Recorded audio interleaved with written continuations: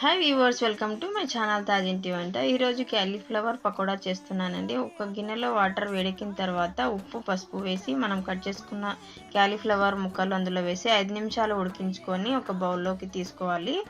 Ginger garlic paste 1 spoon, బియ్యం పిండి, శనగపిండి, ధనియాల పొడి, ఇంకా కస్తూరి మేతి, Kashmiri red chilli powder, black pepper, పసుపు, ఉప్పు అండ్ జీలకర్ర పొడి, వాము, ఫుడ్ కలర్ వేసి ముందుగా మిక్స్ చేసుకోవాలి.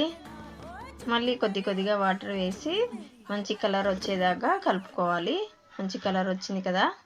కడాయిలో ఆయిల్ వేడెక్కిన తర్వాత ఒక్కొక్క ముక్క వేసుకొని ఇంకా మిక్స్ చేసుకుంటూ డీప్ ఫ్రై చేసుకోవాలి. మంచి కలర్ వచ్చేదాకా. ఇంకా మంచి కలర్ బాగా ఫ్రై అయిపోయినాయి, తీసేసుకుందాము. ఫ్రై అయ్యాక ప్లేట్లోకి సర్వ్ చేసుకున్నానండి. నాకైతే 2-3 వీడియోస్లో కామెంట్ చేశారు, క్యాలీఫ్లవర్ పకోడీ రెసిపీ చెప్పండి అని. Okay, bye.